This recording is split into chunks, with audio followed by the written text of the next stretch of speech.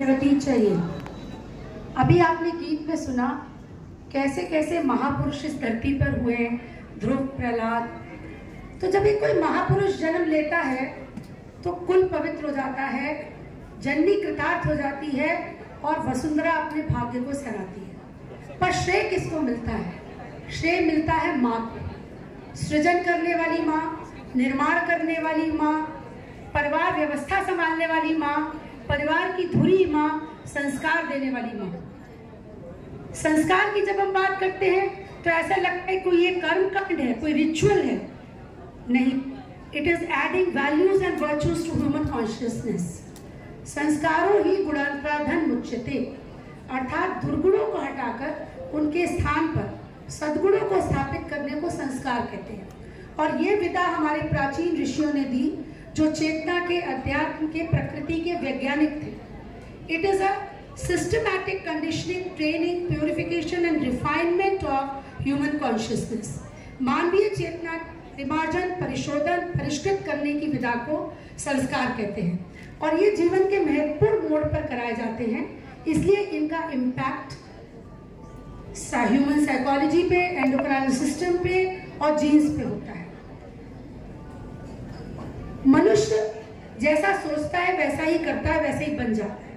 क्योंकि जिस कार्य को हम बार बार दोहराते हैं, वो कार्य जिस विचार को हम बार बार मन में दोहराते हैं, उसके अनुसार हम कर्म करते हैं। और जिस कर्म को बार बार करते हैं वो हमारी आदत बन जाता है। आदतें हमारा स्वभाव, और यही स्वभाव संस्कार बन करके हमारे साथ जन्म जन्मांतर तक रहता है। तो whatever we plant in our subconscious mind and nourish with repetition and emotion, it becomes a reality one day. यही बात ब्रूस एच लिप्टन ने अपनी पुस्तक बायोलॉजी ऑफ बिलीफ में कही है। जो भी एनवायरनमेंट के सिग्नल्स आते हैं वो हमारे परसेप्शन, बिलीफ सिस्टम को कैसे बदलते हैं, ये हमारी सेल मेटाबॉलिज्म और बायोलॉजी को भी बदल सकते हैं। ये कैसे होता है, इसका विज्ञान क्या है, इसे हम एपिजेनेटिक्स के नाम से जानते हैं। Epigenetics is the science of self-empowerment. It is a study of gene expression, gene activation or gene silencing without altering the DNA sequence. And gene expression या gene का silence होना आपके हाथ में है। आपका जो lifestyle है वो आपके genetic expression को बदल सकता है। And this change is transferred from one to the next generation. क्या फैक्टर्स हैं एनवायरनमेंट के जो आपके जेनेटिक एक्सप्रेशन को बदलते हैं? आपकी डाइट, आप जंक फूड लेते हैं या संतुलित सात्विक भोजन लेते हैं, कितने बजे उठते हैं, कितने बजे सोते हैं, आपको कोई इन्फेक्शन तो नहीं है, आप सेडेंटरी लाइफस्टाइल जीते हैं या आप एक्सरसाइज करते हैं, आपके तनाव कितना है, आपके भोजन में इंसेक्टिसाइड्स, पेस्टिसाइड्स कितने हैं, एयर पोल्यूशन, वाटर पोल्यूशन, आपके इंटरपर्सनल रिलेशनशिप्स, आपकी आध्यात्मिक जीवन शैली है या भौतिक जीवन शैली है, यहाँ तक कि microbiota of the gut also affect your gene expression. Positive thinking की जब बात करते हैं तो पॉजिटिव थॉट्स इतने स्ट्रांग होते हैं कि वो आपकी बॉडी की हीलिंग और रिपेयर मैकेनिज्म को भी एनहांस कर सकते हैं by having a profound vibrational effect upon the genetic code.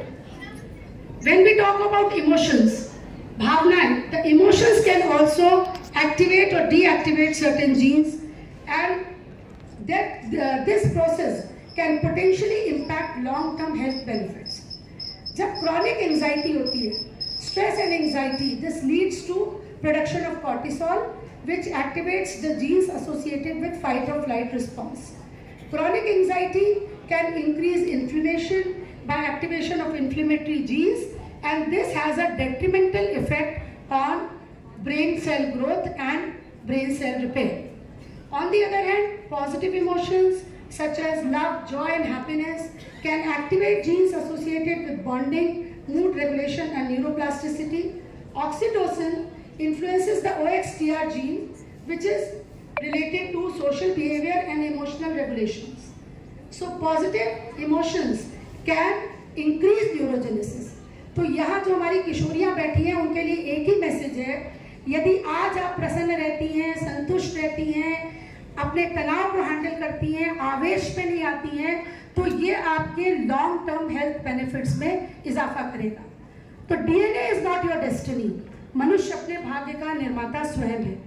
This epigenome is changeable, it can have direct effect either through diet और indirect through stress. Direct effect देखिए, ये बहुत ही फेमस एक एक्सपेरिमेंट है 2003 का।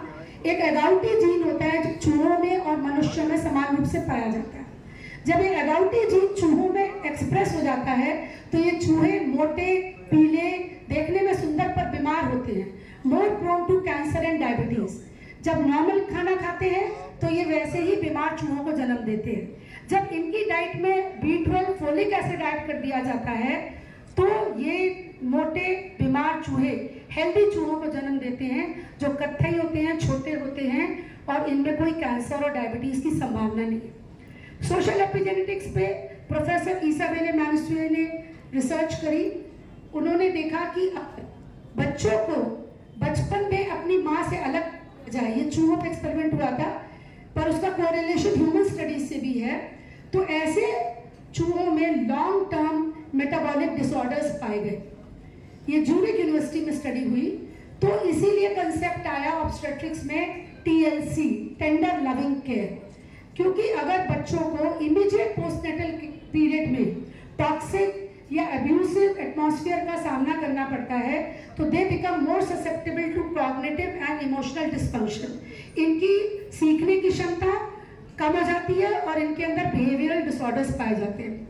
Indeed, there is a significant association of reported childhood maltreatment and later diagnosis of adolescent and adulthood schizophrenia, borderline personality disorders, post-traumatic stress disorders and major depression. क्यों?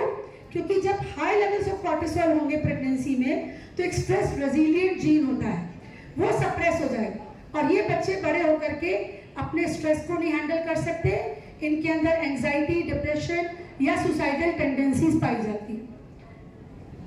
और ये जो चेंजेस होते हैं ये 2 जनरेशंस तक ट्रांसफर होते हैं। और सबसे बड़ा उदाहरण जो है